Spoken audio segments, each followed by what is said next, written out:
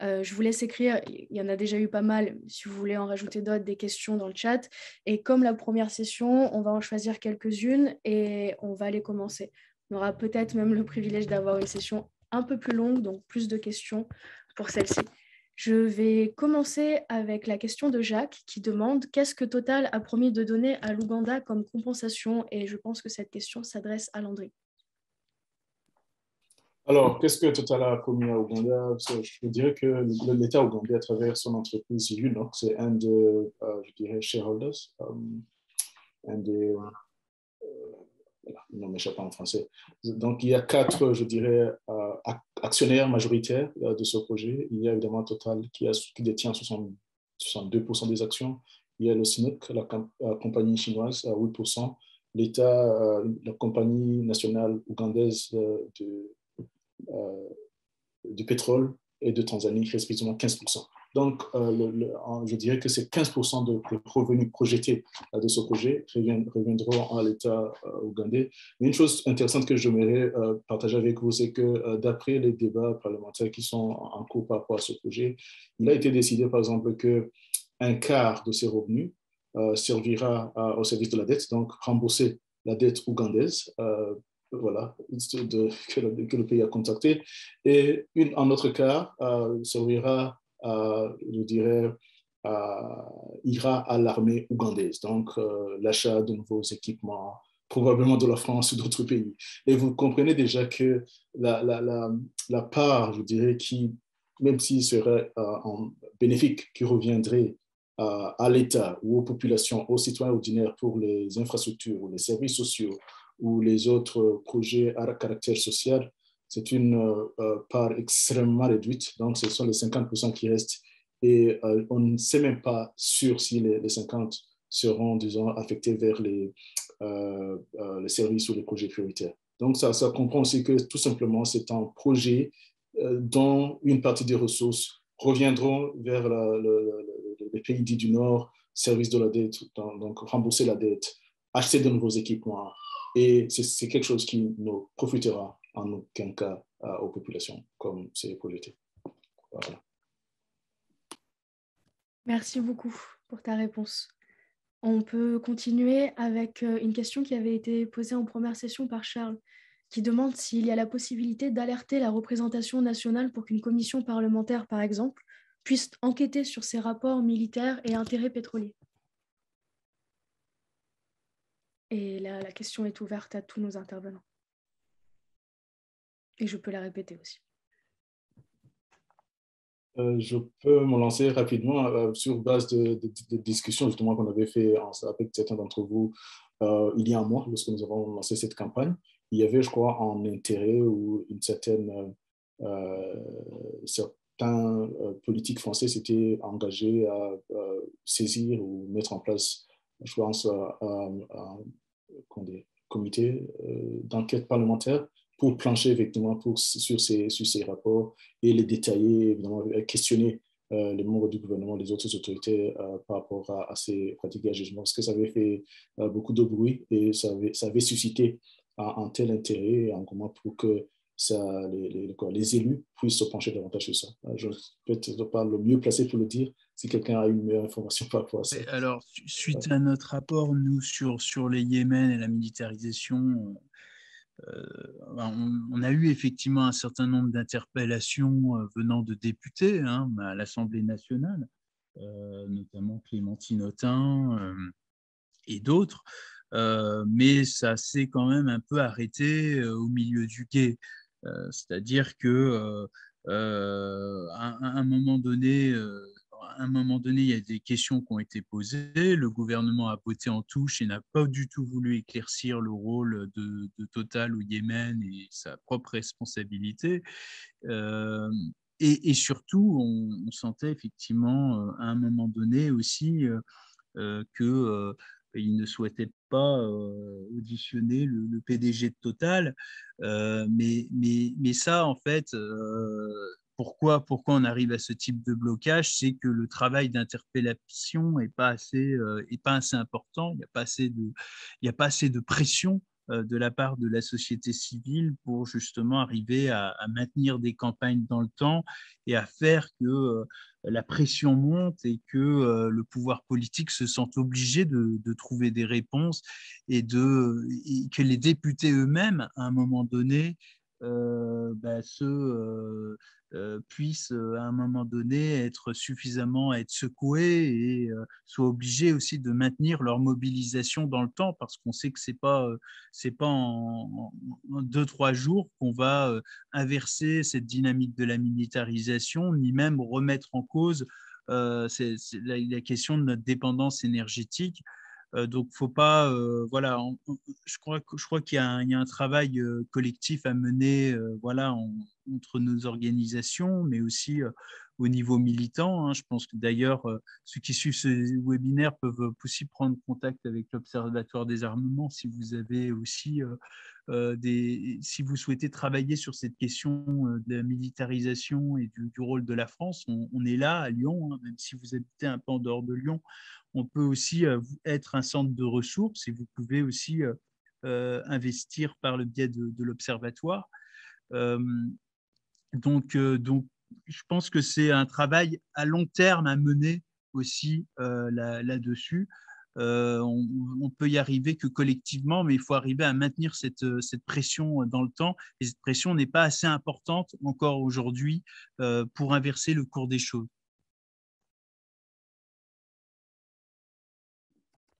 Merci beaucoup. On peut aller sur la question de Christophe, qui dit qu'on parle souvent des intérêts de la France, alors qu'il s'agit en réalité des intérêts de Total qui instrumentalisent notre diplomatie. Comment pouvons-nous arriver à changer cette vision dans l'opinion publique? D'ailleurs, merci beaucoup pour cette question parce qu'elle est totalement pertinente avec le sujet que nous abordons aujourd'hui.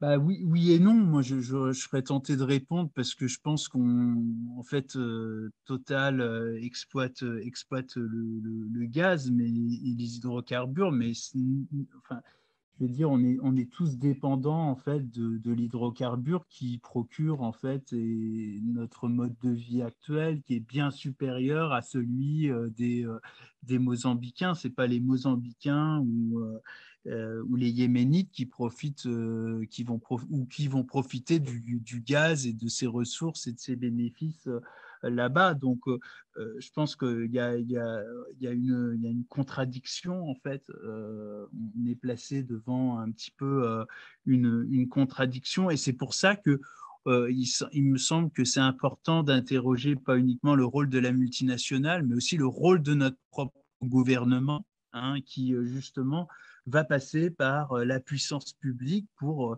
aussi défendre nos intérêts, enfin notre intérêt collectif, en tout cas de court terme, contre les intérêts des Mozambicains, des Yéménites. Et si on veut s'engager dans la voie justement de la décroissance, d'essayer de consommer moins, etc., il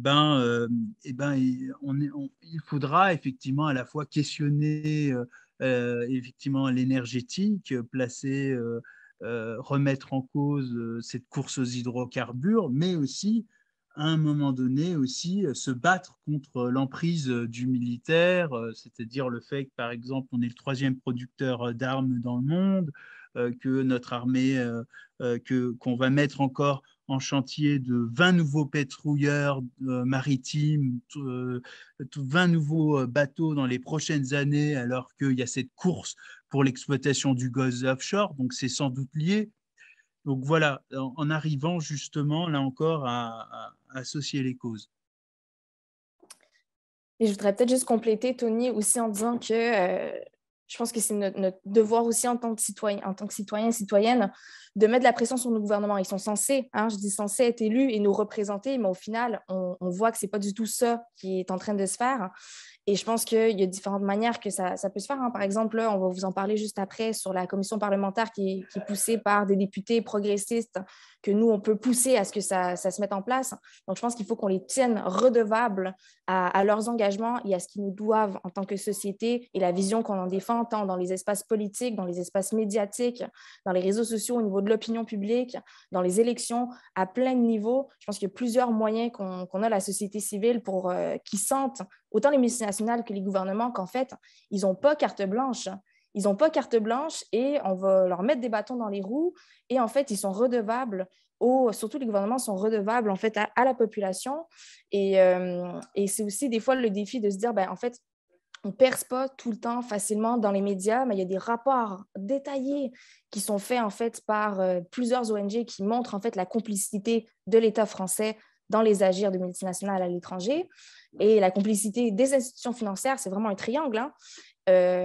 Et puis, en fait, c'est aussi nous, on a notre rôle aussi d'être des médias et d'être des porte-voix en fait à nos co-citoyens et co-citoyennes pour être sûr qu'il y ait plus de gens encore que nous qui se sentent enragés et qui se disent c'est pas possible, maintenant il faut que ça change et je vais me lever de mon sofa et passer à l'action avec mes moyens de plein de manières différentes. Il y a plein de manières qui sont légitimes de passer à l'action, que ce soit en fait par des appels téléphoniques, des interpellations, des désobéissances civiles, différents moyens qu'on peut le faire. Je pense que tout le monde peut y trouver sa place, mais vraiment, je pense qu'on est un point tournant et il faut qu'ils puissent sentir qu'on a différents leviers pour mettre un stop à l'impunité, en fait. Et si je peux ajouter juste un petit mot là, je dois dire que aussi puissant que l'entreprise soit-elle, je dois dire qu'elle a besoin de quoi? Elle a besoin de sous, elle a besoin d'argent, elle a besoin de personnes, et surtout de protéger sa réputation. Et c'est là où nous pouvons intervenir, nous, en tant que citoyens concernés de la planète. Hein. Ce que nous pouvons faire, c'est nous vont démontrer notre pouvoir de faire tomber cette multinationale. Et la façon de le faire, c'est de partager la vérité, exposer ces vérités, exposer ce qui se passe sur le terrain, exposer ce qui se fait au Yémen, à Mozambique, en Ouganda, en Antarctique, etc. C'est également de se proposer des actions créatives. Ça peut passer par le boycott de ces stations-service, ça peut passer par l'interpellation des élus. Là, nous savons que les autorités sont impliquées dans des affaires louches, etc. Mais également, c'est de tout simplement bâtir cette vague de solidarité globale, planétaire, mondiale, pour arriver à faire tomber cette multinationale qui fait des ravages partout où elle passe. Donc, collectivement, nous pouvons également mettre la pression sur les banques et sur les assureurs qui financent une multinationale comme Total. Donc, s'assurer que, comme j'ai dit tantôt, toutes les institutions financières se retirent ayant maintenant pris connaissance de ce que sert leur argent lorsque il est transféré à une multinationale comme Total. Donc, il y a une panoplie d'actions qui peuvent être entreprises par des citoyens, tantôt individuellement ou collectivement, ou comme des organisations qui travaillent sur ces thématiques pour, je dirais, faire plier la multinationale. Merci beaucoup à tous les trois. On va pouvoir continuer sur d'autres questions, si ça vous va aussi. Françoise nous demandait quelle est la position de l'ONU? Peut-elle agir? Je peux peut-être me lancer, si vous voulez compléter après ça. Un peu le souci avec l'ONU, c'est l'enjeu qu'en fait l'ONU n'a pas des mandats qui sont nécessairement contraignants. Je pense que l'ONU peut servir en fait de tribunal international. Ça, c'est des leviers qui sont super intéressants pour les populations au niveau de violation. Peut servir à pousser en fait des procès au niveau des commissions internationales des droits de l'homme ou des trucs comme ça. Mais ce qu'on voit au niveau des blocages au niveau international à l'heure actuelle, c'est que il y a des discussions qui se font au niveau des États membres de l'ONU, mais l'ONU n'a pas le pouvoir et le mandat d'être contraignant. C'est quelque chose qui a été créé à son fondement et c'est vraiment très limitant. Donc, d'où l'importance de... C'est un levier qui est intéressant, mais je pense qu'un des leviers vraiment importants pour nous, c'est de mettre de la pression au niveau de nos gouvernements, de nos institutions démocratiques, de nos représentants politiques, des institutions financières et puis des multinationales directement. Parce que c'est un peu, en tout cas selon mon analyse, hein, c'est limité malheureusement le pouvoir que l'ONU peut avoir au niveau de contraindre les acteurs et les États à agir. Oui, si je peux ajouter un mot là rapidement, c'est que Pardon. Si je peux compléter, peut-être... Je voudrais lui demander absolument, allez-y. Oui, parce que moi, je suis un peu respectueuse alors. Moi, je vous dis que nous, on a fait des lettres, on a appelé à la ONU, à la Derechos humains, à toutes les institutions qu'on connaît. et jamais on n'a trouvé personne. En Argentine, en Vaca Muerta, et à côté de Vaca Muerta, on a à peu près 20 enfants qui sont décédés pour la faim. Ils sont décédés de faim. Ils n'avaient rien à manger. Et nous, quand on essayait d'apporter de la nourriture, la police de la frontière ne le laissait pas passer. Alors, nous, on a fait appel, mais nous, comme on n'est pas connus dans le monde, la nation mapuche n'est pas connue dans le monde, on n'existait pas. Parce que le gouvernement chilien a fait, et même le gouvernement chilien et argentin ne connaît pas la nation mapuche. En Argentine, il était connu dans la Constitution, mais même moi, comme ça, et tous les gens. Nous, tout le temps, on est en train de faire des lettres, tout le temps, on est en train de faire des appels, de faire des choses. Pour ça qu'on a beaucoup de la mienne décédés. Moi, j'étais persécutée tout le temps quand j'habitais au Chili. Mais ici, que maintenant que vous êtes ici de l'Europe, on peut faire quelque chose de drastique, qui connaît ma nation. Parce que si même vous ne connaissez pas, ça, c'est mon drapeau. Vous ne connaissez pas ce drapeau. Et c'est pour ça que je fais l'appel, parce que la ONU, pour moi, c'est des institutions qui sont à côté du gouvernement, à côté de l'argent, jamais pour les personnes. Alors, si on va faire quelque chose, il faut faire quelque chose de drastique dans l'endroit de la ONU. Je crois que c'est comme ça, parce que sinon, jamais on va faire rien. Merci bien. Merci beaucoup, Traenko. Landry, tu peux reprendre aussi si tu voulais.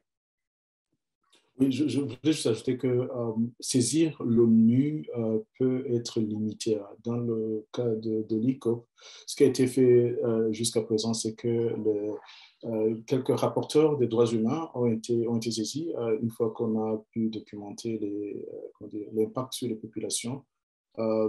Jusqu'à présent, ils ont rédigé une correspondance qu'ils ont envoyée aux deux gouvernements et également à l'entreprise, aux deux entreprises Total et Snook, impliqués dans le projet, mais sans effet, je dirais.